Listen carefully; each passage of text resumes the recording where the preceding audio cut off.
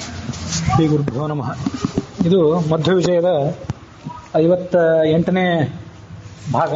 ಅದರಲ್ಲಿ 10ನೇ ಸರ್ಗದ 54ನೇ ಶ್ಲೋಕ. ಧನ್ಯೋ ಮಹ್ಯತನಾಕಿನಾಮಹಿತ ಹೃದ್ಬಾಣಸ್ಸಮೋಜಸ್ಯಯೋ ಮಧ್ವೋಧ್ವಸ್ತ ದುರಾಗಮೋಗ್ಯ ಹಿಮಗುಶ್ರೀಕಾಮ ಮಾಯಾಮಿ ಹೃತ ವಿಷ್ಣುಂ ವಿಶ್ವಜಯಪ್ರದಂ ಸಹಿನಮನ್ ಸೇವ್ಯಂ ಸುಸೌಖ್ಯಂ ಮುದಾ ದಾಕ್ಷ್ಯಾತ್ ಶ್ರೀಧರ ಮಾಮಯಾದಿ ವಿರಹಿ ಯೋಗಿ ಸುಹೃತ್ ಸರ್ವದಾ. ಮಧ್ವರನ್ನ ಈ ಶ್ಲೋಕದಲ್ಲಿ ವರ್ಣನೆ ಮಾಡ್ತಾರೆ. ಅವರು ತೋರಿಸಿದ ಲೀಲೆಗಳನ್ನೆಲ್ಲ ಹಿಂದಿನ ಶ್ಲೋಕದಲ್ಲಿ ವರ್ಣನೆ ಮಾಡಿದ್ರು. ಈ ಶ್ಲೋಕದಲ್ಲಿ ಮಧ್ವರ ಲೀಲೆಗಳನ್ನು ಮತ್ತಷ್ಟು ವರ್ಣನೆ ಮಾಡ್ತಾರೆ. ಧನ್ಯ, ಈ ಆಚಾರ್ಯರು ಧನ್ಯರು. ಯಾಕೆಂತಂದ್ರೆ ಆ ಧನ್ಯ ಅನ್ನೋದಕ್ಕೆ ಏನು ಅರ್ಥ ಅನ್ನೋದನ್ನು ಅವರೇ ಭಾಗವತ ತಾತ್ಪರ್ಯದಲ್ಲಿ ಹೇಳ್ತಾರೆ. ನಿರಪೇಕ್ಷೋ ಗುಣೈ ಪೂರ್ಣ ಧನ್ಯ ಇತ್ಯುಚ್ಯತೆ ಬುಧೈ ಧನ್ಯ ಇತ್ಯಭಿಧೀಯತೆ ಅಂತ ಹೇಳ್ತಾರೆ. ಭಾಗವತ ತಾತ್ಪರ್ಯದಲ್ಲೂ ಆಗಿದೆ. ಯಾರು ಎಲ್ಲ ಗುಣಗಳಿಂದಲೂ ಪೂರ್ಣರಾದವರು ಮತ್ತೆ ನಿರಪೇಕ್ಷ, ಅವರಿಗೆ ಮತ್ತೇನೂ ಬೇಕಾಗಿಲ್ಲ, ಅಂಥವರನ್ನ ಧನ್ಯ ಅಂತ ಕರೀತಾರೆ. ನಾಕಿನ ಮಹಿತ ಹೃದ್ಬಾಣ, ನಾಕಿಗಳು ಅಂದ್ರೆ ದೇವತೆಗಳು, ಅವರಿಗೆ ಅಹಿತರಾದವರು ಅಂದ್ರೆ ಆ ದೇವತೆಗಳ ಶತ್ರುಗಳೇನಿದ್ದಾರಲ್ಲ, ದೇವತೆಗಳ ಶತ್ರುಗಳು ಆ ರಾಕ್ಷಸರು, ಆ ರಾಕ್ಷಸರ ಹೃದಯಕ್ಕೆ ನಾಟಿದ ಬಾಣ ಇವರು. ಅಹಿತ ಹೃದ್ಬಾಣ. ಅಜಸ್ಯ ಸಮಃ, ಅಜ ಅಂದ್ರೆ ಚತುರ್ಮುಖ, ಆ ಚತುರ್ಮುಖನಿಗೆ ಸಮಾನನಾದವನು. ಧ್ವಸ್ತ ದುರಾಗಮ, ಎಲ್ಲ ದುಷ್ಟಶಾಸ್ತ್ರಗಳನ್ನು ಧ್ವಂಸ ಮಾಡಿದವರು. ಅಗ್ರೆ ಹಿಮಗುಶ್ರೀಹಿ, ಈ ಚಂದ್ರ ಪೂರ್ಣ ಚಂದ್ರನಂತೆ ಕಾಂತಿ ಇದ್ದವರು. ಕಾಮಂ ಆಯಾಮಿ ಹೃತ, ವಿಸ್ತಾರವಾದಂತಹ ಮನಸ್ಸುಳ್ಳವರು, ವಿಶಾಲವಾದಂತಹ ಬುದ್ಧಿಯಲ್ಲಿ ಪರಮಾತ್ಮನ ಧ್ಯಾನ ಮಾಡುವಂಥವರು. ಅಂಥ ಮಧ್ವರು ವಿಶ್ವ ಜಯಪ್ರದಂ ವಿಷ್ಣುಂ ನಮನ್, ಎಲ್ಲ ಕಡೆ ಸಂಚಾರ ಮಾಡುವಾಗ ಅಲ್ಲಲ್ಲಿ ದೇವಾಲಯಗಳಿದ್ದು ಆ ದೇವಾಲಯಗಳಲ್ಲಿ ವಿಶ್ವ ಜಯಪ್ರದನಾದಂಥ, ಎಲ್ರಿಗೂ ಜಯ ಕೊಡುವಂಥ ಭಗವಂತನನ್ನು ನಮಸ್ಕಾರ ಮಾಡ್ತಾ, ಆ ಭಗವಂತನು ಎಂಥವನು? ಸೇವ್ಯ ಸುಸೌಖ್ಯ, ಎಲ್ಲರಿಗೂ ಸೇವ್ಯನಾದವನು ಆ ಭಗವಂತ. ಮತ್ತೆ ಅತ್ಯಂತ ಜ್ಞಾನ ಸುಖ ಸ್ವರೂಪನಾದವನು. ದಾಕ್ಷ್ಯಾತ್ ಶ್ರೀಧರಂ ಆಮಯಾದಿ ವಿರಹಿ, ಭಗವಂತ ಶ್ರೀಧರನಾಗಿದ್ದಾನೆ. ಅಂಥ ಭಗವಂತನಿಗೆ ನಮಸ್ಕಾರ ಮಾಡ್ತಿದ್ರು. ಆಮಯಾದಿ ವಿರಹಿ, ಆ ಭಗವಂತನ ನಮಸ್ಕಾರ ಮಾಡಿದ ಪ್ರಯುಕ್ತ ಇವರಿಗೆ ಯಾವುದೇ ದೈಹಿಕ ರೋಗಗಳು ಮಾನಸಿಕ ರೋಗಗಳಿರಲಿಲ್ಲ. ಯೋಗಿ ಸುಹೃತ್ ಸರ್ವದಾ, ಅಂಥವರು ಇವರು ಯೋಗಿಯಾದವರು, ಎಲ್ಲ ಯೋಗಿಗಳಿಗೂ ಕೂಡ ಹಿರಿಯರಾದವರು. ಸರ್ವದಾ ಸುಹೃತ್, ಎಲ್ಲರಿಗೂ ಕೂಡ, ಎಲ್ಲ ಜಿಜ್ಞಾಸುಗಳಿಗೂ ಎಲ್ಲ ಸಾಧಕರಿಗೂ ಕೂಡ ಗೆಳೆಯನಂತೆ ಅತ್ಯಂತ ಆಪ್ತರಾದವರು. ಅಂತಹ ಮಧ್ವರು ಎಲ್ಲ ಕಡೆ ಗೌರವ ಪಡೆದರು, ಇಲ್ಲಿ ಹೋದಲ್ಲಿ ಬಂದಲ್ಲಿ ಎಲ್ಲ ಕಡೆನೂ ಕೂಡ. ಇದು ಶಾರ್ದೂಲ ವಿಕ್ರೀಡಿತ ಅಂತ ಛಂದಸ್ಸು. ಈ ಶ್ಲೋಕ ಗಮನಿಸ್ರಿ, ನಿಮ್ಮ ಎದುರಿಗೆ ಆ ಪುಸ್ತಕ ಇದೆಯಲ್ಲ, ಧನ್ಯೋ ಮಹ್ಯತ ನಾಕಿನಾ ಮಹಿತ ಹೃದ್ ಬಾಣಸ್ತಮೋಜಸ್ಯಯೋ, ಈ ಪ್ರತಿಯೊಂದು ಪಾದದ್ದು 3ನೇ ಅಕ್ಷರ ಗಮನಿಸ್ರಿ. ಮೊದಲನೇದ್ರಲ್ಲಿ ಧನ್ಯೋ ಮಹ್ಯತ ಮ, 3ನೇದ್ರಲ್ಲಿ ಮಧ್ವೋಧ್ವ, 3ನೇ ಪಾದದಲ್ಲಿ ವಿಷ್ಣು ವಿಶ್ವ ಜಯಪ್ರದಂ ವಿ, ಆಮೇಲೆ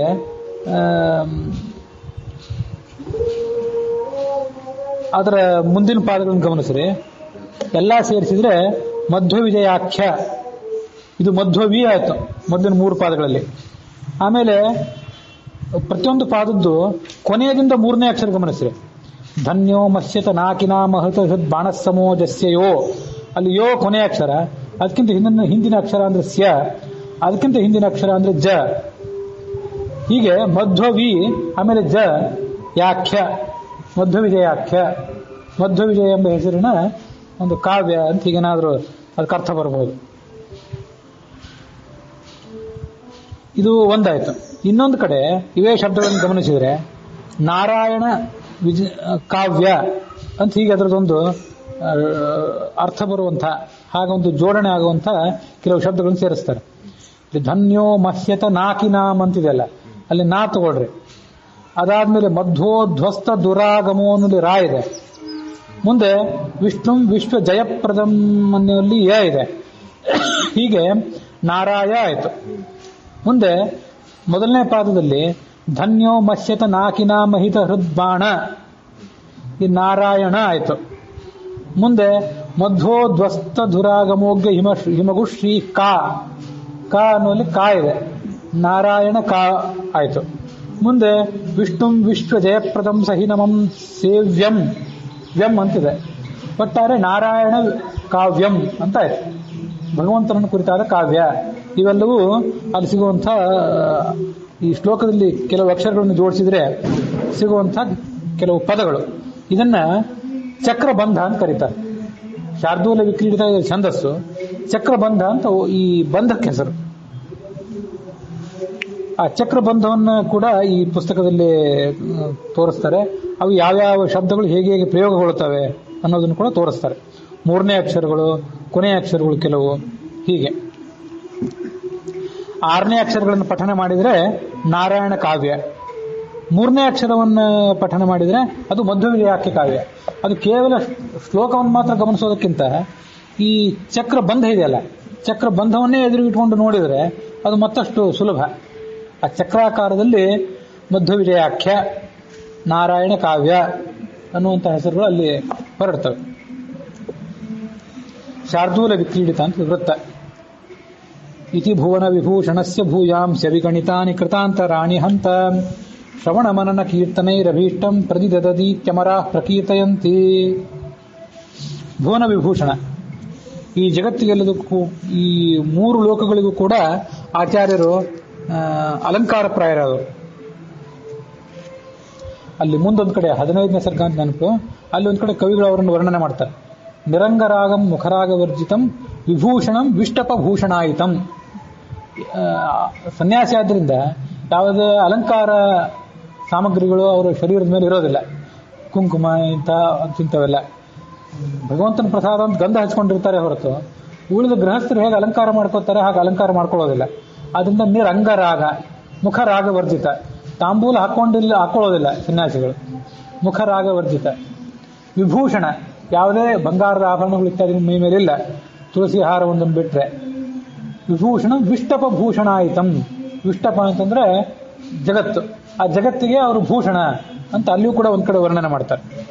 ಹೀಗೆ ಜಗತ್ತಿಗೆ ಅವರು ಭೂಷಣ ಪ್ರಾಯರಾದವರು, ಅಲಂಕಾರ ಪ್ರಾಯರಾದವರು. ಅವಿಗಣಿತಾನಿ ಕೃತಾಂತರಾಣಿ, ಅನೇಕ ಲೆಕ್ಕವಿಲ್ಲದಷ್ಟು ಲೀಲೆಗಳನ್ನ, ಲೆಕ್ಕವಿಲ್ಲದಷ್ಟು ಚರಿತ್ರೆಗಳನ್ನ ಅವರು ತೋರಿಸಿದ್ದಾರೆ. ಇವೆಲ್ಲವನ್ನ ಯಾಕೆ ವರ್ಣನೆ ಮಾಡ್ತೀವಿ ನಾವು ಅಂತಂದ್ರೆ, ಶ್ರವಣ ಮನನ ಕೀರ್ತನೈಹಿ ಅಭೀಷ್ಟಂ ಪ್ರತಿದದತೀತಿ ಅಮರಾಃ ಪ್ರಕೀರ್ತಯಂತೆ. ಅದನ್ನು ಶ್ರವಣ ಮಾಡಿದರೆ, ಅದನ್ನು ಮನನ ಮಾಡಿದರೆ ಮತ್ತು ಕೀರ್ತನ ಮಾಡಿದರೆ, ಯಾರು ಎದುರಿಗೆ ಹೇಳೋರಿದ್ರೆ ಅದನ್ನು ಶ್ರವಣ ಮಾಡಬೇಕು. ಯಾರು ಹೇಳೋರು ಇದ್ದಿದ್ದಿಲ್ಲ, ನಾವು ಒಬ್ಬರೇ ಕೂತಿದ್ವಿ ಅಂತಂದ್ರೆ ಅದನ್ನೆಲ್ಲ ಮನನ ಮಾಡಬೇಕು. ಮುಂದೆ ಕೀರ್ತನ ಮಾಡಬೇಕು. ನಾವು ಒಬ್ಬರೇ ಕೂತಿದ್ರೆ ಕೀರ್ತನ ಮಾಡಬೇಕು, ಕೇಳುವವರಿದ್ರು ಕೂಡ ಕೀರ್ತನ ಮಾಡಬೇಕು. ಕೀರ್ತನ ಅಂದ್ರೆ ಹಾಡಿನ ರೂಪದಲ್ಲಿ ಹಾಡೋದು, ಕೀರ್ತನೆ ಅಥವಾ ಜೋರಾಗಿ ನಾವೇ ಪಾರಾಯಣ ಮಾಡೋದು. ಇದನ್ನೆಲ್ಲ ಮಾಡಿದಿಂದ ಏನಾಗ್ತದೆ ಅಂತಂದ್ರೆ ಅಭೀಷ್ಟಂ ಪ್ರತಿದದತಿ. ಮನುಷ್ಯ ಪಡ್ಕೋಬೇಕಾದ ಎಲ್ಲ ಅಭೀಷ್ಟಗಳನ್ನು ಪಡ್ಕೋತಾನೆ. ಇತಿ ಅಮರಾಃ ಪ್ರಕೀರ್ತಯಂತೆ. ಇದು ದೇವತೆಗಳು ಕೂಡ ಇದ್ರ ಬಗ್ಗೆ ಶಿಫಾರಸು ಮಾಡ್ತಾರೆ. ಅವರು ನಾವು ಇದನ್ನು ಮಾಡ್ತೀವಿ, ನೀವು ಮಾಡ್ರಿ ಅಂತ ಈ ಜಗತ್ತಿನ ಜನರಿಗೆ ತಿಳಿಸ್ತಾರೆ. ಈಗ ಕೆಲವೊಂದ್ಸರಿ ಕೆಲವು ಪ್ರಶ್ನೆಗಳನ್ನ ಎದುರಿಸೋ ಪ್ರಸಂಗ ಬರ್ತಿರ್ತವೆ. ಇಲ್ಲ 4,000 ಬಾಳೆಹಣ್ಣು ತಿಂದ್ರು, 1,000 ಗಟ್ಟಲೆ ಬಾಳೆಹಣ್ಣು ತಿಂದ್ರು, 15-20 ಕೊಡ ಹಾಲು ಕುಡಿದ್ರು, ಇವೆಲ್ಲ ಉತ್ಪ್ರೇಕ್ಷೆ ಅಂತ ಅನಿಸ್ತಾವಲ್ಲ. ಇರ್ಲಿ, ಅದು ಈಗ ನಾವು ಯಾವುದೇ ಒಂದು ಕಾವ್ಯವನ್ನ ಮತ್ತು ಕಾವ್ಯದ ನಾಯಕನನ್ನ ಯಾವ ದೃಷ್ಟಿಯಿಂದ ನೋಡ್ತಿರ್ತೀವಿ. ನಮಗೆ ಈ ಆಚಾರ್ಯ ಯಾವ ಲೀಲೆಗಳು ಕೂಡ ಉತ್ಪ್ರೇಕ್ಷೆ ಅಂತ ಅನ್ಸೋದಿಲ್ಲ. ಆದರೆ ಮತ್ತೊಬ್ಬರು ಕಥಾನಾಯಕರು, ಮತ್ತೊಂದು ಕಾವ್ಯದಲ್ಲಿ ವರ್ಣಿತ ಆಗಿರುವಂಥ ಒಬ್ಬ ವ್ಯಕ್ತಿ, ರಾಜ ಇರ್ಬೋದು, ಮತ್ತೆ ಯಾರೇ ಸನ್ಯಾಸಿ ಇರ್ಬೋದು, ಇದೆಲ್ಲ ಕೇವಲ ಕಟ್ಟುಕಥೆ ಅಂತನೋ ಅತಿರಂಜಿತ ಅಂತನೋ ನಮಗನ್ನಿಸ್ತದೆ. ನಮ್ಮ ಈ ವರ್ಣನೆಗಳನ್ನು ನೋಡಿ ಮತ್ತೊಬ್ಬರಿಗೆ ಅನಿಸ್ಬೋದು. ಆದರೆ ಒಟ್ಟಾರೆ ಒಬ್ಬ ಇಂಥ ಸಾಧು ಸಂತರ ಜೀವನ ಚರಿತ್ರದಲ್ಲಿ ಅವು ಅಷ್ಟೇ ಇರೋದಿಲ್ಲ. ಬರೇ 1,000 ಬಾಳೆಹಣ್ಣು ತಿಂದಿದ್ದು, 4,000 ಬಾಳೆಹಣ್ಣು ತಿಂದಿದ್ದು, ದೊಡ್ಡ ಕಲ್ಲನ್ನು ಎತ್ತಿ ಒಯ್ದಿಟ್ಟದ್ದು, ಅದು ಮುಂದೆ ಬರೋದಿಲ್ಲ. ಇವೆಷ್ಟೇ ಲೀಲೆಗಳನ್ನ ಇರೋದಿಲ್ಲ. ಯಾರಿಗೆ ಯಾವುದು ಮನಸ್ಸಿಗೆ ಸಂತೋಷ ಕೊಡ್ತದೋ ಅದನ್ನು ಅವರವರು ತಮ್ಮ ಜೀವಮಾನದಲ್ಲಿ ಅನುಸಂಧಾನ ಮಾಡ್ಕೊಳ್ಬೇಕು. ಆದ್ರಿಂದ 4,000 ಬಾಳೆಹಣ್ಣು ತಿಂದದ್ದು, ಒಂದು 15-20 ಕೊಡ ಹಾಲು ಕುಡಿದದ್ದು ಅದು ನಮ್ಗೇನು ಮಹತ್ವದ್ದು ಅಂತ ಅನಿಸದೆ ಹೋದ್ರೆ, ಅಥವಾ ಅದು ಅತಿರಂಜಿತ ಅಂತ ಅನಿಸಿದ್ರೆ ಅದು ದೊಡ್ಡ ವಿಷಯ ಅಲ್ಲ. ನಿಮ್ಗದು ಬೇಡ ಅಂತ ಅನಿಸಿದ್ರೆ ಕೇಳಿ ಬಿಟ್ಟುಬಿಡಿ. ನೀವು ಬಿಟ್ಟರು ಅದರಿಂದ ಯಾರಿಗೂ ಏನು ಸಮಸ್ಯೆ ಇಲ್ಲ. ಆದರೆ ಅವರು ತಮ್ಮ ಜೀವಮಾನದಲ್ಲಿ ಉಪದೇಶ ಮಾಡಿದಂಥ ಎಷ್ಟೋ ಸಂಗತಿಗಳು ಅವನ್ನೆಲ್ಲ ಅದು ಯಾಕೆ ಆ ಥರ ಹೇಳಿದರು ಅಂತ ಅನ್ನೋದನ್ನು ಮನನ ಮಾಡಬೇಕು. ಅದಕ್ಕೆ ಇಲ್ಲಿ ಬಂತು ಶ್ರವಣ ಮನನ ಅಂತೇಳಿ. ಮನನ ಅಂತಂದರೆ ಅವ್ರು ತೋರಿಸಿದಂಥ ಪ್ರತಿಯೊಂದು ಲೀಲೆ ಹಿಂದೆಯೂ ಕೂಡ ಒಂದು ಅಧ್ಯಾತ್ಮದ ಅರ್ಥ ಇರ್ತದೆ. ತಾವು ತಮ್ಮ ಗ್ರಂಥದಲ್ಲಿ ಏನು ಪ್ರತಿಪಾದನೆ ಮಾಡಿರ್ತಾರೆ ಅದರ ಒಂದು ವಿಷಯ ಅಲ್ಲಿ ಅಡಗಿರ್ತದೆ. ಮುಖ್ಯವಾಗಿ ಅವರು ಪ್ರತಿಪಾದನೆ ಮಾಡಿದಂಥ ವೇದಾಂತ ಅದು ಮುಂದೆ 15ನೇ ಸರ್ಗದಲ್ಲಿ ಇಡೀ ಸರ್ವಮೂಲದ ಸಾರವೇ ಬರೋದಿದೆ. ತ್ರಿವಿಕ್ರಮ ಪಂಡಿತರಿಗೆ ಅವರು ಈ ತತ್ವವಾದವನ್ನು ಉಪದೇಶ ಮಾಡಿದ್ದು ಮತ್ತು ತ್ರಿವಿಕ್ರಮ ಪಂಡಿತರು ಅವ್ರ ಜೊತೆ ವಾದ ಮಾಡಿದ್ರು ಒಂದು ಸಾರಾಂಶ ಅಲ್ಲಿ ಬರೋದಿದೆ. ಸರ್ವಮೂಲದ ಸಾರಾಂಶ ಅಲ್ಲಿ ಬರೋದಿದೆ. ಅದೇನೇ ಇರಲಿ, ಅದಕ್ಕಿಂತ ಮೊದಲು ಪೂರ್ವಭಾವಿಯಾಗೂ ಕೂಡ ಇಂಥದನ್ನು ಕೆಲವನ್ನ ಹೇಳಿದೆ. ಇವೆಲ್ಲ ಏನು ಅಂತಂದ್ರೆ ಜಗತ್ತೆಲ್ಲವೂ ಕೂಡ ಜಗತ್ತಿನಲ್ಲಿರುವಂಥ ಪ್ರತಿಯೊಂದು ಜೀವವೂ ಕೂಡ ಅಭಿನ್ನವಾಗಿದ್ದರೆ ಅಥವಾ ಏಕ ಸ್ವಭಾವವಾಗಿದ್ದರೆ ಒಂದೇ ರೀತಿ ಸ್ವಭಾವ. ಕೆಲವು ಸಿದ್ಧಾಂತಗಳಿಗೆ ಅನುಸಾರವಾಗಿ ಈ ಜಗತ್ತಿನ ಎಲ್ಲ ಜೀವರು ಕೂಡ ಅಭಿನ್ನರು. ಇನ್ನು ಕೆಲವು ವಿಚಾರಧಾರೆಗಳಿಗೆ ಅನುಸಾರವಾಗಿ ಜಗತ್ತಿನ ಪ್ರತಿಯೊಂದು ಜೀವರು ಕೂಡ ಅಭಿನ್ನರಲ್ಲ, ಭಿನ್ನರು ಹೌದು, ಆದರೆ ಒಂದೇ ರೀತಿ ಸ್ವಭಾವದವರು. ಇವರು ಹೆಚ್ಚಿನವರು ಇವರು ಕಡಿಮೆಯವರು ಅನ್ನುವಂಥ ತಾರತಮ್ಯ ಅವರಿಗೆ ಒಪ್ಪಿಗೆ ಇಲ್ಲ. ಇಂಥವರೆಲ್ಲ ಅನೇಕ ವಿಚಾರಧಾರೆಯವರಿದ್ದಾರೆ. ಮೂಲತಃ ಬೀಜದಲ್ಲೇ ಪ್ರತಿಯೊಬ್ಬರು ಕೂಡ ಒಂದೇ ಸ್ವಭಾವದವರಾಗಿದ್ದರೆ ಈಗ ನಮ್ಮ ಕಣ್ಣಿಗೆ ಕಾಣುವಂತೆ ಇವ್ರು ಯಾಕೆ ವಿಭಿನ್ನವಾಗಿದ್ದಾರೆ ಅನ್ನೋ ಪ್ರಶ್ನೆಗೆ ಅವ್ರು ಯಾರೂ ಉತ್ತರ ಕೊಡಲಿಕ್ಕೆ ಪ್ರಯತ್ನ ಮಾಡಲಿಕ್ಕೂ ಸಾಧ್ಯ ಇಲ್ಲ. ಮತ್ತು ಅವ್ರು ಯಾವ ಕೊಟ್ಟ ಉತ್ತರವೂ ಕೂಡ ಅದು ನಮಗೆ ಕನ್ವಿನ್ಸಿಂಗ್ ಆಗಲಿಕ್ಕೂ ಸಾಧ್ಯವಿಲ್ಲ. ಮುಂದೆ ಸದ್ಗತಿಯನ್ನು ಪಡ್ಕೊಂಡಾಗ, ಪರಮಪದ ಮೋಕ್ಷವನ್ನು ಪಡ್ಕೊಂಡಾಗ ಅಲ್ಲಿ ಏನು ಫಲದ ವ್ಯತ್ಯಾಸ ಇರ್ತದೆ ಅದೆಲ್ಲ ಅದು ಮುಂದಿನ ವಿಷಯ ಆಯಿತು. ಅದನ್ನು ಆಮೇಲೆ ವಿಚಾರ ಮಾಡೋಣ. ಸದ್ಯ ನಮ್ಮ ಕಣ್ಣೆದುರಿಗೆ ಕಾಣುವಂತೆ ಇವರೊಂದು ರೀತಿ ಇದ್ದಾರೆ, ಅವರೊಂದು ರೀತಿ ಇದ್ದಾರೆ, ಅವ್ರು ಮತ್ತೊಬ್ಬರು ಮತ್ತೊಂದು ಥರ ಇದ್ದಾರೆ. ಇವೆಲ್ಲ ವ್ಯತ್ಯಾಸಗಳಿಗೆ ಏನು ಕಾರಣ? ಬೀಜದಲ್ಲೇ ಪ್ರತಿಯೊಬ್ಬರು ಕೂಡ ಸಮಾನ ಸ್ವಭಾವದವರಾಗಿ ಬಿಟ್ಟಿದ್ರೆ ನಾವು ಇಷ್ಟೆಲ್ಲ ವಿಭಿನ್ನವಾಗಿ ವರ್ತಿಸ್ಲಿಕ್ಕೆ ಏನು ಕಾರಣ? ಇವೆಲ್ಲ ಭ್ರಾಂತಿ ಅಂತ ಹೇಳಬೇಕಾಗಿತ್ತು. ಆಮೇಲೆ ಅದು ಬಿಟ್ಟು ಬೇರೆ ಮಾರ್ಗನೇ ಇಲ್ಲ. ಮತ್ತು ಸ್ವಾರಸ್ಯದ ಸಂಗತಿ ಅಂತಂದ್ರೆ ಈ ಪ್ರಶ್ನೆಗೆ ಜಗತ್ತಿನ ಯಾವ ವೇದಾಂತವೂ ಉತ್ತರ ಕೊಟ್ಟಿಲ್ಲ. ಎಲ್ಲ ವೇದಾಂತಗಳನ್ನು ಓದೇ ಹೇಳ್ತಿದ್ದೀನಿ. ನಾನು ಓದ್ದೇ ಇರೋ ಸಂಗತಿಗಳು ಮತ್ತೂ ಎಷ್ಟೋ ಇವೆ. ನಾನು ಎಲ್ಲ ಓದಿದ್ದೀನಿ ಅಂತಲ್ಲ. ಆದರೂ ಬಹುತೇಕ ಜಗತ್ತಿನ ವೇದಾಂತಗಳೆಲ್ಲ ಏನಿವೆ, ಏನೇನು ಧರ್ಮಗಳಿವೆ, ಇಸ್ಲಾಂ ಆಗಲಿ ಕ್ರಿಶ್ಚಿಯಾನಿಟಿ ಆಗಲಿ ನಮ್ಮದೇ ಆದಂಥ ಜೈನ ಬೌದ್ಧ ಸಿದ್ಧಾಂತಗಳು, ಇವೆಲ್ಲ ಎಷ್ಟೇ ಸಿದ್ಧಾಂತಗಳೇನಿವೆ, ವೈದಿಕ ಅವೈದಿಕ ಯಾವುದೇ ಇರಲಿ, ಯಾಕೆ ಈ ವ್ಯತ್ಯಾಸ ಅನ್ನೋದಕ್ಕೆ ಯಾರೂ ಉತ್ತರ ಕೊಟ್ಟೇ ಇಲ್ಲ. ಉತ್ತರ ಕೊಟ್ಟಿಲ್ಲ ಹೋಗಲಿ, ಅವ್ರು ಆ ಪ್ರಶ್ನೆನೇ ಮಾಡ್ಕೊಂಡಿಲ್ಲ. ಯಾಕಂದ್ರೆ ಪ್ರಶ್ನೆ ಭಯಂಕರ. ಅದಕ್ಕೆ ಅಂತ ಪ್ರಶ್ನೆ ಬಂದುಬಿಟ್ರೆ ಅದಕ್ಕೆ ಉತ್ತರ ಏನು ಕೊಡಬೇಕು ಅಂತ ಯಾರಿಗೂ ತೋಚೋದೇ ಇಲ್ಲ. ಮತ್ತು ಇನ್ನೂ ಎಷ್ಟೋ ಜನರಿಗೆ ಆ ಪ್ರಶ್ನೆನೂ ಬಂದಿಲ್ಲ. ಎಲ್ಲರೂ ಅಭಿನ್ನರು, ಎಲ್ಲರೂ ಒಂದೇ ರೀತಿಯವರು ಅಂತ ಹೇಳಿಬಿಟ್ರೆ ಮನಸ್ಸಿಗೆ ಕೇಳಲಿಕ್ಕೆ ಭಾರಿ ಸಂತೋಷ. ಈ ಭಾರತದಲ್ಲಿ 35 ವರ್ಷ ದಾಟಿದಂಥ ಪ್ರತಿಯೊಬ್ಬನು ಕೂಡ ಪ್ರಧಾನಮಂತ್ರಿ ಆಗಬಹುದು. 25 ವರ್ಷ ದಾಟಿದ ಪ್ರತಿಯೊಬ್ಬನು ಕೂಡ ಪ್ರಧಾನಮಂತ್ರಿ ಆಗಲಿಕ್ಕೆ ಅರ್ಹನಿದ್ದಾನೆ. 35 ವರ್ಷ ದಾಟಿದ ಪ್ರತಿಯೊಬ್ಬನು ಕೂಡ ರಾಷ್ಟ್ರಪತಿ ಆಗಲಿಕ್ಕೆ ಅರ್ಹನಿದ್ದಾನೆ. ಕೇಳಿದ್ರೆಲ್ಲರಿಗೂ ಸಂತೋಷ. ಆಗ್ತಾರೆ ಯಾರು? 8 ಜನ ಆಗ್ತಾರೆ. ಸುಮ್ಮನೆ ಮೂಗಿಗೆ ಹಚ್ಚಿದ ತುಪ್ಪ ಇದ್ದಂತೆ. ಪುಸ್ತಕದಲ್ಲಿ ವಾಕ್ಯದಲ್ಲಿ ಎಲ್ಲರೂ ಸಮಾನರು. ವಸ್ತುತಃ ಆ ಪದವಿಗೆ ಹೋಗಲಿಕ್ಕೆ, ಆ ರಾಷ್ಟ್ರಪತಿ ಪದವಿಗೆ ಆಗಲಿ ಪ್ರಧಾನಮಂತ್ರಿ ಪದವಿಗೆ ಹೋಗ್ಲಿಕ್ಕೆ ಆಗಲಿ ಪ್ರಾರಬ್ಧ ಪಡ್ಕೊಂಡು ಬಂದಂಥವ್ರು, ಅದಕ್ಕೆ ಬೇಕಾದಂತಹ ಸಾಧನೆ ಮಾಡಿದವರು ಇದ್ದಾರಲ್ಲ. ಅದೇನು ಬಹಳ ದೊಡ್ಡದು ಹೌದೋ ಅಲ್ಲೋ ಅನ್ನೋದು ವಿಷಯ ಬೇರೆ, ಅಲ್ಲಿಗೆ ಹೋಗ್ಬೇಕೋ ಬೇಡೋ ಅದು ವಿಷಯ ಬೇರೆ. ಆದರೆ ಅದಕ್ಕೆ ಹೋಗ್ಲಿಕ್ಕೆ ಬೇಕಾದಂಥ ಒಂದು ಪ್ರಾರಬ್ಧ ಅಂತ ಶಬ್ದ ಪ್ರಯೋಗ ಮಾಡಿದೆ. ಪ್ರಾರಬ್ಧ ಅಂದ್ರೆ ಕೆಟ್ಟ ಪ್ರಾರಬ್ಧಕ್ಕೂ ಪ್ರಾರಬ್ಧ ಅಂತಾರೆ, ಒಳ್ಳೆ ಪ್ರಾರಬ್ಧಕ್ಕೂ ಪ್ರಾರಬ್ಧ ಅಂತಾರೆ. ಅದರಿಂದ ಪ್ರಾರಬ್ಧ ಅಂತ ಹೇಳಿದೆ. ಕೆಲವು ಸರಿ ಆ ಪ್ರಧಾನಮಂತ್ರಿ ಪದವಿಯಲ್ಲಿ ಕೂಡೋದೇ ಕೆಟ್ಟ ಪ್ರಾರಬ್ಧ ಇರ್ಬೋದು ಕೆಲವರಿಗೆ, ಇನ್ನು ಕೆಲವರಿಗೆ ಅಲ್ಲಿ ಕೂಡೋದು ಒಳ್ಳೆ ಪ್ರಾರಬ್ಧ ಇರ್ಬೋದು. ಅವರಲ್ಲಿ ಏನು ಮಾಡ್ತಾರೆ ಅನ್ನೋದನ್ನು ಅವಲಂಬಿಸಿದೆ. ಈ ಎಲ್ಲ ವ್ಯತ್ಯಾಸಗಳಿಗೆ ಏನು ಕಾರಣ? ಇದನ್ನು ಜಗತ್ತಿನಲ್ಲಿ ಯಾರೂ ವಿಚಾರ ಮಾಡಲೇ ಇಲ್ಲ. ಅದು ಇಲ್ಲಿ ಒಂದೇ ಕಡೆ ವಿಚಾರ ಮಾಡಿತ್ತು. ಇದನ್ನು ನಾವು ಮನನ ಮಾಡ್ಕೊಳ್ಳಿಕ್ಕೆ ಸಾಧ್ಯ ಆಗೋದಾದ್ರೆ 4,000 ಬಾಳೆಹಣ್ಣು, 1,000 ಬಾಳೆಹಣ್ಣು, 20 ಕೊಡ ಹಾಲು, ನಮಗದು ಮನವರಿಕೆ ಆಗದೆ ಹೋದ್ರೂ ಕೂಡ ದೊಡ್ಡ ವಿಷಯ ಅಲ್ಲ, ಅದು ಬಿಟ್ಟು ಬಿಡ್ಬೋದು. ನೀನು ನನ್ನನ್ನು 4,000 ಬಾಳೆಹಣ್ಣು ಕುಡಿದವನು ಅಂತ, ಬಾಳೆಹಣ್ಣು ತಿಂದವನು ಅಂತ ಯಾಕೆ ಉಪಾಸನೆ ಮಾಡಲಿಲ್ಲ ಅಂತ ಆ ಮುಖ್ಯ ಪ್ರಾಣ ನಮ್ಮ ಜುಟ್ಟೇನು ಹಿಡಿಯೋಲ್ಲ. ನಿಮಗದು ಕನ್ವಿನ್ಸ್ ಆದ್ರೆ ಒಬ್ಬರು ಇಲ್ಲದೆ ಬಿಟ್ಟು ಬಿಡ್ರಿ, ಸರಿಯಲ್ಲ. ಇದು ಪುಷ್ಪಿತಾಗ್ರ ಅಂತ ಛಂದಸ್ಸು. ಈಗೇನು ಈ ಶ್ಲೋಕ ನೋಡಿದಿಲ್ಲ, ಪುಷ್ಪಿತಾಗ್ರ ಅಂದ್ರೆ ಒಂದು ವೃಕ್ಷ ಅಂತ ತಿಳ್ಕೊಡ್ರಿ. ಆ ವೃಕ್ಷದ ತುದಿಗಳಲ್ಲಿ ಪ್ರತಿಯೊಂದು ಕಡೆ ಎಲ್ಲಿ ನೋಡಿದ್ರೂ ಹೂಗಳಿವೆ. ಆ ಪ್ರತಿಯೊಂದು ಟೊಂಗೆಯ ತುದಿಯಲ್ಲಿ ಹೂಗಳಿವೆ. ಹೂವಿನಿಂದ ಕೂಡಿದ ತುದಿಗಳು, ಗೊಂಚಲು, ಟೊಂಗೆಗಳು ಉಳ್ಳದ್ದು, ಪುಷ್ಪಿತಾಗ್ರ ಅಂತ. ಇತಿ ವಿವಿಧ ಗೋಧಾರಾವಾರೈ ವಿಶಾರದ ವಾರಿದ ಹರಿಪದ ರಥೋ ವಿದ್ಯಾ ವಿದ್ಯುತ್ ಪ್ರದೀಪಿತ ದಿಗ್ಮುಖ ಭವಭಯ ಮಹಾಘರ್ಮೋತ್ತಪ್ತಂ ಸದಂಗ್ರಿಪ ಮಂಡಲಂ ಸಫಲ ಸುಮನ ಸಾಂದ್ರಾನಂದಂ ವ್ಯಧಾದವಿಪಲ್ಲವಂ. ಇದು ಈ ಸರ್ಗದ ಕೊನೆಯ ಶ್ಲೋಕ. ಇಲ್ಲಿ ಆಚಾರ್ಯರನ್ನ ಒಂದು ಮೋಡಕ್ಕೆ ಹೋಲಿಸಿ ವರ್ಣನೆ ಮಾಡ್ತಾರೆ. ವಿವಿಧ ಗೋಧಾರಾವಾರೈಹಿ, ಮೋಡ ಏನ್ ಮಾಡ್ತದೆ ಅಂದ್ರೆ ನಾನಾ ರೀತಿಯಾದ ಮಳೆ ಸುರಿಸ್ತದೆ. ಅದೊಂದು ಬಾವಿಯಲ್ಲೂ ಮಳೆ ಸುರಿಸ್ತದೆ, ನದಿಯಲ್ಲಿಯೂ ಮಳೆ ಸುರಿಸ್ತದೆ. ಹೀಗೆ ಎಲ್ಲವನ್ನೂ ಕೂಡ ತುಂಬಿಸೋದು ಅದ್ರ ಕೆಲಸ. ಗೋ ಅಂದ್ರೆ ನೀರು, ಗೋ ಅಂದ್ರೆ ಮಾತು ಕೂಡ ಹೌದು. ಆಚಾರ್ಯರು ತಮ್ಮ ವಾಗ್ಧಾರೆಯಿಂದ, ತಮ್ಮ ಪ್ರವಚನ ಧಾರೆಯಿಂದ ಜಿಜ್ಞಾಸುಗಳ ಮನಸ್ಸನ್ನು ತಣಿಸಿದವರು. ವಿಶಾರದ ವಾರಿದ, ಆಚಾರ್ಯರು ಒಂದು ಮೋಡ ಇದ್ದಂತೆ. ಹರಿಪದರತಃ, ಮೋಡ ಇರೋದು ಆಕಾಶದಲ್ಲಿ. ಮೋಡ ಅಂದ್ರೆ ಸಂಸ್ಕೃತದಲ್ಲಿ ಅದಕ್ಕೆ, ಆಕಾಶಕ್ಕೆ ಸಂಸ್ಕೃತದಲ್ಲಿ ವಿಷ್ಣು ಪದ ಅಂತ ಕರೀತಾರೆ. ಮೋಡವೂ ಕೂಡ ವಿಷ್ಣು ಪದದಲ್ಲಿದೆ, ಆಚಾರ್ಯರು ಕೂಡ ವಿಷ್ಣು ಪದದಲ್ಲಿದ್ದಾರೆ. ಅದನ್ನು ಇಲ್ಲಿ ವಿಷ್ಣು ಪದ ಅಂತ ಶಬ್ದ ಹೇಳಲಿಲ್ಲ, ಹರಿಪದ ಅಂತ ಶಬ್ದ ಹೇಳಿದರು. ಹರಿಪದ ಅಂದ್ರೆ ವಿಷ್ಣು ಪದ ಅಂದ್ರೆ ಅರ್ಥ ಒಂದೇ. ಅದಕ್ಕೆ ಮೋಡ ಆಕಾಶದಲ್ಲಿ ಯಾವತ್ತೂ ಕೂಡ ತೇಲ್ತಿರ್ತದೆ. ಆಚಾರ್ಯರು ಭಗವಂತನ ಪಾದ ಕಮಲದಲ್ಲೇ ಯಾವತ್ತೂ ಕೂಡ ಆಸಕ್ತರಾಗಿರ್ತಾರೆ.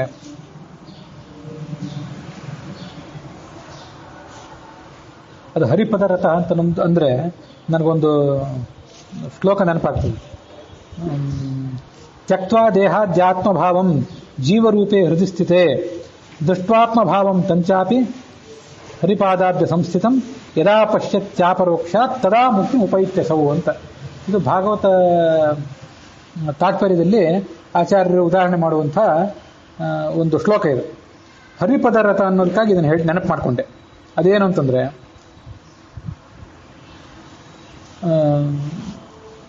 ಜೀವ ಭಗವಂತನ ಉಪಾಸನೆ ಮಾಡುವಾಗ ಏನಂತ ಉಪಾಸನೆ ಮಾಡಬೇಕು ಅಂತಂದ್ರೆ, ನಾನು ಸದ್ಯ ನಾವೆಲ್ಲ ನಮ್ಮನ್ನ ಈ ಶರೀರವೇ ನಾವು, ಈ ಇಂದ್ರಿಯಗಳೇ ನಾವು, ಮನಸ್ಸೇ ನಾವು ಅಂತೆಲ್ಲ ತಿಳ್ಕೊಂಡ್ಬಿಟ್ಟಿದ್ದೀವಿ.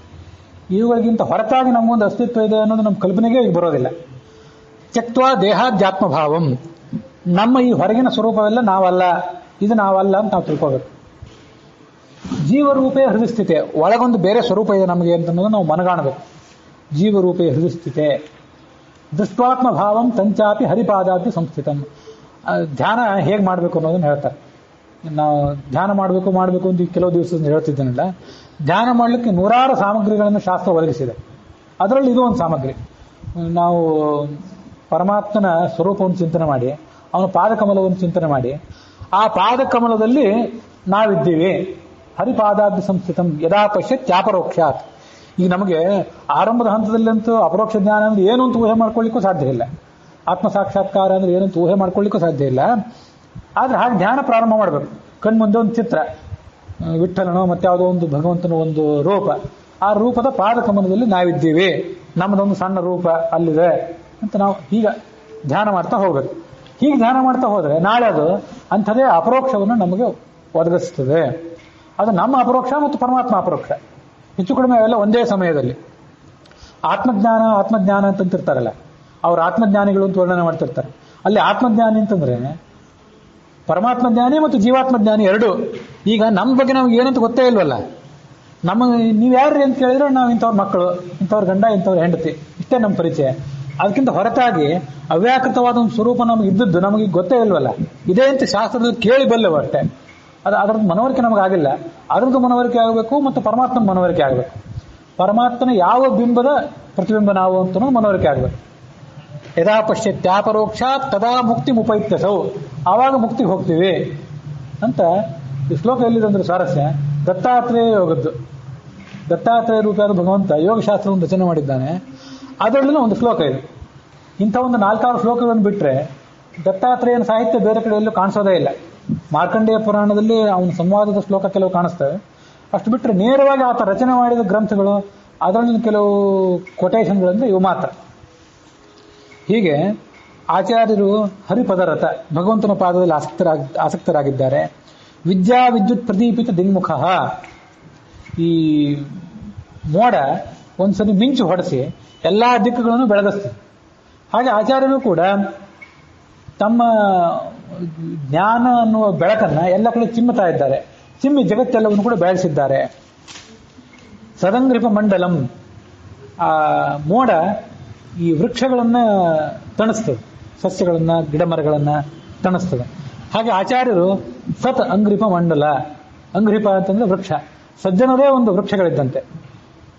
ಅವ್ರಿಗೆಲ್ಲ ಏನಾಗಿಬಿಟ್ಟಿದೆ ಅಂತಂದ್ರೆ ಅದೆಷ್ಟು ಚೆನ್ನಾಗಿದೆ ಅಂದ್ರೆ ಭವ ಭಯ ಮಹಾಘರ್ಮೋತ್ತಪ್ತಂ. ಬರಗಾಲ ಬಂದ್ಬಿಟ್ರೆ, ಬಿರು ಬೇಸಿಗೆ ಬಂದ್ಬಿಟ್ರೆ ಆ ಗಿಡಗಳಿಗೆ ನೀರು ದೊರಕೋದು ಕಷ್ಟ ಆಗಿಬಿಟ್ಟಿರ್ತದೆ. ಹಾಗೆ ನಮಗೇನಾಗಿರ್ತದೆ ಅಂತಂದ್ರೆ ಸಜ್ಜನರಿಗೆ ಭವ ಸಂಸಾರ, ಅದರ ಭಯ ಅನ್ನೋದೇ ಒಂದು ದೊಡ್ಡ ಬಿರು ಬೇಸಿಗೆ. ಅದು ಉತ್ತಪ್ತರು, ನಾವು ಅತ್ಯಂತ ಸಂಕಟ ಪಡ್ತಿದ್ದೇವೆ. ಅಂಥ ನಮಗೆ ತಮ್ಮ ಜ್ಞಾನದ ಬೆಳಕನ್ನು ಅವರು ಬೀರಿ ನಮ್ಮನ್ನು ತಣಿಸ್ತಿದ್ದಾರೆ. ಸಫಲ ಸುಮನಃ ಸಾಂದ್ರಾನಂದಂ ವ್ಯಧಾತ್ ಅವಿಪಲ್ಲವಂ. ಆ ಗಿಡ ಮರಗಳನ್ನು ಅವ್ರು ಚಿಗುರಿಸ್ತಾರೆ. ಬೇಸಿಗೆ ಬಂದಾಗ, ಚಳಿಗಾಲ ಬಂದಾಗ ಆ ಗಿಡ ಮರಗಳಲ್ಲಿ ಏನೂ ಇರೋದಿಲ್ಲ, ಕೇವಲ ಟೊಂಗೆ ಬೊಡ್ಡೆ ಅವು ಮಾತ್ರ ಕಾಣಿಸ್ತಿರ್ತವೆ, ಚಿಗುರೇ ಇರೋದಿಲ್ಲ. ಅವುಗಳನ್ನ ಹೂ ಬಿಟ್ಟು ಹಣ್ಣು ಬಿಡುವಂತೆ ಮಾಡ್ತಾರೆ. ಯಾವುದು ಆ ಮೋಡ, ಅದರಂತೆ ಆಚಾರ್ಯರು ಕೂಡ ಮಾಡ್ತಾರೆ. ಸಾಂದ್ರಾನಂದಂ, ಅವರಿಗೂ ಸಜ್ಜನರಿಗೂ ಆನಂದ, ಗಿಡ ಮರಗಳಿಗೂ ಕೂಡ ಆನಂದ. ಆನಂದ ಅನ್ನೋ ಶಬ್ದ ಈ ಎಲ್ಲಾ ಸರ್ಗದ ಕೊನೆಯ ಶ್ಲೋಕದಲ್ಲೂ ಬರ್ತಿತ್ತು, ಇಲ್ಲೂ ಕೂಡ ಬಂತು. ಇತಿ ಶ್ರೀಮತ್ ಕವಿಕುಲ ತಿಲಕ ತ್ರಿವಿಕ್ರಮ ಪಂಡಿತಾಚಾರ್ಯ ಸುತ ನಾರಾಯಣ ಪಂಡಿತಾಚಾರ್ಯ ವಿರಚಿತೆ ಮಧ್ವವಿಜಯೇ ಮಹಾಕಾವ್ಯೆ ಆನಂದಾಂಕಿತೆ ದಶಮಃ ಸರ್ಗಃ.